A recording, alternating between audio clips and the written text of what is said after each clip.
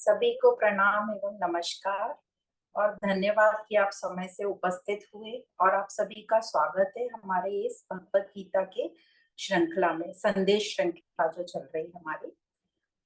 आज हम 16वां अध्याय अभी शुरू करते हैं। तो अभी तक जो हमने पढ़ा, लास्ट इसमें 12, 13, 14, 15 हमने अध्याय पढ़े और हमने समझा। इसमें जब हमने विश्व रूप दर्शन पढ़ा था 10 और 11 में, तो उसमें हमको ये समझ में आया कि कितनी विशाल ये सृष्टि है और इस पूरी सृष्टि में हमारा क्या अस्तित्व है। तो जब हम ये पूरी सृष्टि को देखकर अपना अस्तित्व समझने की कोशिश करते हैं, तो हमें ये समझ में आता है कि हम तो बिल्कुल बहुत ही छोटे से हैं। तो यह सोचकर हमारा अहंकार कम होता है। जो अभी तक हमको लगता था कि हमारे कारण ही सब कुछ चल रहा है, तो वो ये पूरी सृष्टि जब विश्व रूप दर्शन देखते हैं तो हमारा अहंकार कम होता है। हमें अपनी अहमियत या अपनी जो जो हमें अहंकार बड़प्पन लगता था वो हमारा कम होता है।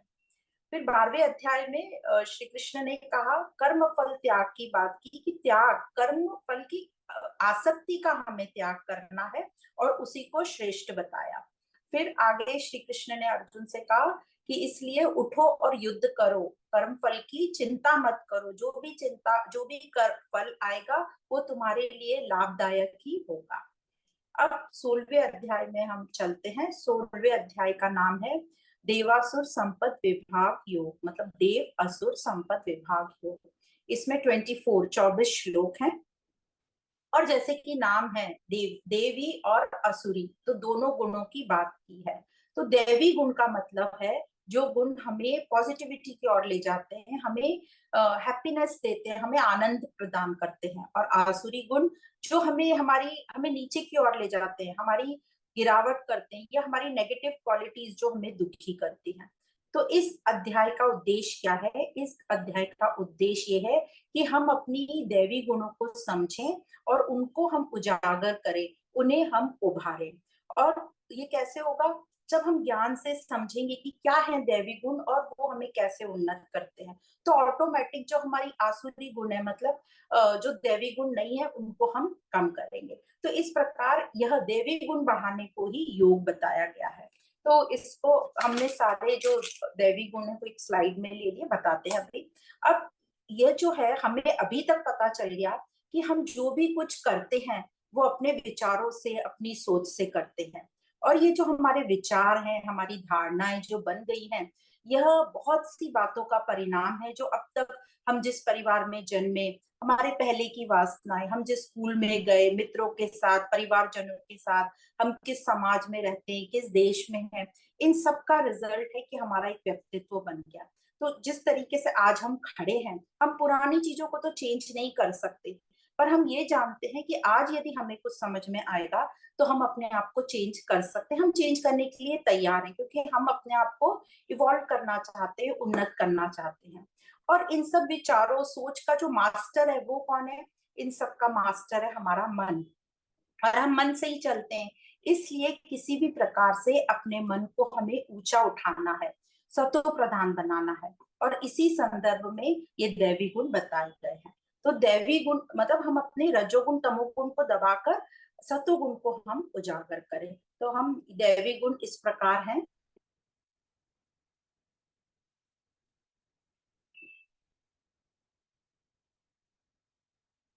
तो अपने रजोगुण तमोगुण को दबाकर हमें सतोगुण को उजागर करना है।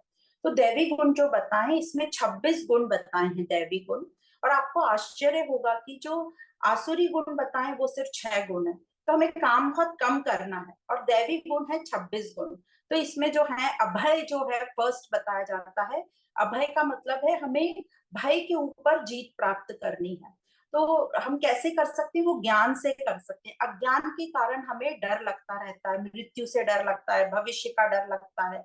तो इस प्रकार, और ज्ञान से जब हम सत असत को समझ जाते हैं तो हम भय पे जीत पा लेते हैं। और अभय होना एक और बताते, प्रेजेंट में रहो। जब हम प्रेजेंट में रहेंगे तो हमें पास्ट फ्यूचर की चिंता नहीं सताएगी और हम भय नहीं लगेगा हमें। दूसरा है सत्व संशुद्धि, मतलब मन में किसी के लिए भी गलत भाव ना हो, कोई शिकायत नहीं हो किसी के भी प्रति, और स्वीकार भाव में हो। जैसे हम प्रसाद बुद्धि, जैसे प्रसाद को स्वीकार करते हैं। तीसरा है यज्ञ, मतलब यज्ञ में हम क्या करते हैं, देने की भावना रखते हैं, तो अपने में देने की क्षमता रखनी है। फिर है दम, दम मतलब अपने मन पर कंट्रोल करना। फिर है ज्ञान, मतलब ज्ञान योग बता रहे हैं, सत असत को जानना, शास्त्रों से ये ज्ञान को प्राप्त करना और अपना विवेक जागृत करना। उसमें ये भी आ जाएगा, अपने तीनों गुणों में, सत्वगुण रजोगुण तमोगुण में सत्वगुण को उजागर करो, अपने दैवी गुणों को उजागर करो और अपने को चेंज करने के लिए तैयार रहो। फिर है स्वाध्याय, स्वाध्याय मतलब अभ्यास, जो भी हम ज्ञान समझ रहे हैं उसकी प्रैक्टिस करो, अभ्यास करो। फिर है तपस, तपस मतलब कर्तव्य पालन के लिए कष्ट को सहन करना। तो ये अब हम आगे भी इसमें तप में आएगा। तो कोई यदि हमारा कर्तव्य है उसके लिए हमें थोड़ी मुश्किलें भी आ रही है तो उसको सहन करना। आर्जवम मतलब सहज रहो, सरल रहो, शरीर मन वाणी सब में सहजता रहो, ना किसी को डिस्टर्ब करो ना किसी से डिस्टर्ब हो। फिर है अहिंसा, मतलब मन वचन कर्म से सब में अहिंसा होनी चाहिए, नॉन वायलेंस। हम कई बार वचन वाणी से लोगों को तकलीफ पहुंचाते हैं, तो इसलिए कहा है मन वचन कर्म से तीनों में अपने को अहिंसा का गुण आना चाहिए। सत्यम, सत्य को कभी नहीं छोड़ना, सत्य की हमेशा जीत होती है। फिर है अक्रोध, अक्रोध मतलब क्रोध का न करना, अपना आपा नहीं खोना है हमको, अपनी शांति को हमें नहीं खोना है, तो इसलिए कह रहे हैं क्रोध को छोड़ना होगा, मतलब क्रोध का त्याग। फिर है त्याग भावना, किसका त्याग करना है, आसक्ति का त्याग, चिंता और शिकायत का त्याग। फिर है शांति, मतलब क्रोध नहीं करना हमें, बाहर और भीतर बिल्कुल समता में रहना है, बाहर की आवाज को कैंसिल करना है। तो कहते हैं बाहर जो सब है वो नॉइज है और अंदर हमारी वॉइस है, तो अंदर भी जो हमारी खटर पटर लगी है नॉइज है उसको भी हमें खत्म करना है। स्वीकार भाव में रहना है, और चाहिए का भाव छोड़ना है, तो ये आता है शांति के अंदर। फिर है अपैशुनम, मतलब किसी के बारे में गलत नहीं बोलना। और दया मतलब करुणा भाव रखना सबके प्रति। फिर 17वां गुण है अलोलुपता, मतलब सांसारिक विषयों में ललचाना नहीं है। तो इसके लिए हमें बहुत प्रैक्टिस चाहिए, बहुत बार हम छोटी छोटी चीजों में नीचे गिर जाते हैं और अपने आप को फिर हम लज्जित महसूस करते हैं। 18वां है मार्दवम, मतलब मन बुद्धि, मतलब अंतःकरण की कोमलता, विनम्र रहो, विनयशील बनो, अपनी कोमलता को नहीं छोड़ना है। फिर है ह्री, मतलब अकर्तव्य करने में लज्जा, कि जो काम नहीं करने लायक है उसमें हमें लज्जा आनी चाहिए, उसको समझकर फिर उसे हमें ठीक करने की कोशिश करना है। अचापलम मतलब उतावलापन न होना, स्पष्टता होना। उतावलापन न होना मतलब स्पष्ट होना कि हमें क्या करना है, इसके लिए भी प्रैक्टिस चाहिए। फिर है क्षमा भाव, तो क्षमा हमें क्या करना है, हमें भी क्षमा करना है और क्षमा मांगते भी रहना है, जैसे हम हमेशा राजा अम्बरीश की दृष्टांत सुनाते हैं। तेज, तेज जितना हमारा मन बुद्धि शुद्ध होगा उतना हमारे ऊपर तेज आएगा, उतना हमारा मुख पे आकर्षण होगा। फिर है धृति, मतलब धैर्य, और कई जगह विल पावर भी बोला जाता है। तो हमारा विल पावर हमें स्ट्रांग करना है, तभी हम सत्वगुण को निखार पाएंगे और अपने दैवी गुण को ऊपर ला पाएंगे। शौचम, तो शौचम मतलब क्लीनलीनेस, तो शरीर की सफाई, वाणी की सफाई, आर्थिक सफाई, मतलब जो हम कमाई करते हैं वो अच्छे धर्म पूर्वक होनी चाहिए। और परिवार की सफाई में वो शौचम का मतलब है हमारे बच्चों को अच्छा हमने संस्कार देना है। अद्रोह, 24वें नंबर का अद्रोह, अद्रोह मतलब बैर भाव का ना होना, बदले की भावना नहीं होना। फिर है ना अतिमानिता, मतलब अतिमान की इच्छा ना होना। तो जितना हम चिंतन मनन करेंगे अपने ज्ञान का उतना हम ऊपर उठेंगे। तो यह तो थे दैवी गुण। अब आते हैं आसुरी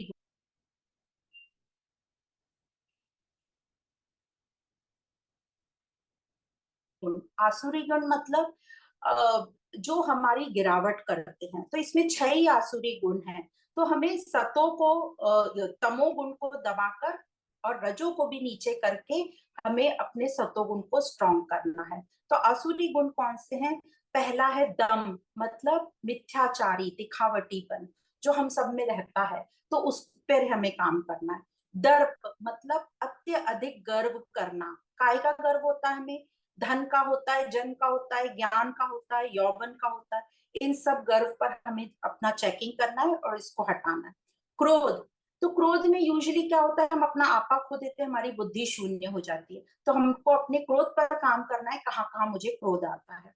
कठोर वाणी, इस पर कई बार जैसे अभी बताया गया दैवी गुण में भी हम हिंसक शब्दों का प्रयोग करते हैं, तो वहां हमें अपना काम करना है। अज्ञान, तो ये अज्ञान सबसे बड़ी जड़ है जो हमें ले डूबता है। तो अज्ञान मतलब गलत ज्ञान होना या अधूरा ज्ञान होना। तो इस अज्ञान पर कैसे काम करेंगे? ज्ञान से काम करेंगे। और छठा है अभिमान। तो यह अभिमान भी एक बड़ा भारी गुण है जो हमें ले डूबता है। तो हमें ये अज्ञान है, उसी के कारण ये अभिमान आता है। तो हमें इस पर काम करना है। अब ये वही वाला एग्जाम्पल आ जाता है कि कौशल्या ने श्री राम से पूछा, रावण को तुमने मारा? तो श्री राम जी ने कहा, रावण को मैंने नहीं मारा, रावण को मैंने मारा है, मतलब उसके अभिमान ने मारा है। तो इस प्रकार ये जो आसुरी स्वभाव में जो तीन चीजें हैं, काम, क्रोध, लोभ, ये बोलते हैं नरक के द्वार हैं। क्योंकि यदि हमारी कामना पूरी हो गई तो हमें लालच होगा, यदि हमारी कामना पूरी नहीं हुई तो हमें क्रोध होगा। इसलिए ये आसुरी गुण गुण के जो तीन है, इनको नरक का द्वार बोलते हैं। तो श्री कृष्ण अर्जुन से अब यहाँ बोलते हैं इस अध्याय में कि अर्जुन तू शोक मत कर, क्योंकि तू दैवी बुद्धि वाला है। मतलब उसको एनकरेज कर रहे हैं और बोलते हैं उठो और युद्ध कर। तो हमने भी ऐसे एनकरेजिंग होना चाहिए और अर्जुन को कह रहे हैं उठो युद्ध करो, मतलब अपने कर्तव्य का पालन करो। तो जो आसुरी गुण वाले रहते हैं वे अपने आप को चेंज नहीं करना चाहते और गलत रास्ते पे चलते रहते हैं और उनकी गिरावट होती रहती है, अपनी ख्वाहिशें गलत तरीके से पूरे करते रहते हैं। पर जो आध्यात्मिक ज्ञान से अपने आप को चेंज करने की सोच लेता है, वह अपने आप को चेंज करके अपनी उन्नति करता है। कठिनाई तो होती है, त्याग भी बहुत करना पड़ता है, पर उससे संतुष्टि, आनंद आता है, पूर्णता की फीलिंग आती है। तो अधिकतर लोगों को हम क्यों नहीं कर पा रहे, या अधिकतर लोग क्यों नहीं अपने आप को चेंज कर पा रहे? क्योंकि हम सबको जल्दी रिजल्ट चाहिए, तो हम शॉर्टकट ढूंढते रहते हैं। तो हम ऊपरा ऊपरी पढ़ाई या कुछ शॉर्ट टर्म कोर्सेज कर लेते हैं और हम सोचते हैं इससे हमारे में परिवर्तन आ जाएगा। थोड़े टाइम के लिए तो आता है, पर वो लंबे टाइम टिकता नहीं है। तो अपने को बदलने का प्रयत्न करना ही हमारा पुरुषार्थ है। अब बात आती है कि ये जो आसुरी संप्रदाय वाले हैं, ये अपने आप को चेंज कब करेंगे? तो ये चेंज अपने आप को तभी करेंगे जब उनके जीवन में कुछ ऐसी घटना होगी या वो अपने आप के बारे में सोचेंगे कि मेरा तो बहुत पतन हो रहा है, ऐसी लाइफ मुझे नहीं चाहिए। ये पता नहीं, ऐसा कोई भी इंसिडेंस होगा जिसके बाद वो अपने आप को चेंज करने की कोशिश करेंगे या कभी खुद से परेशान होंगे। तो पर हमको तो हम अपने आप को कहाँ रख रहे हैं? अर्जुन की जगह रख रहे हैं।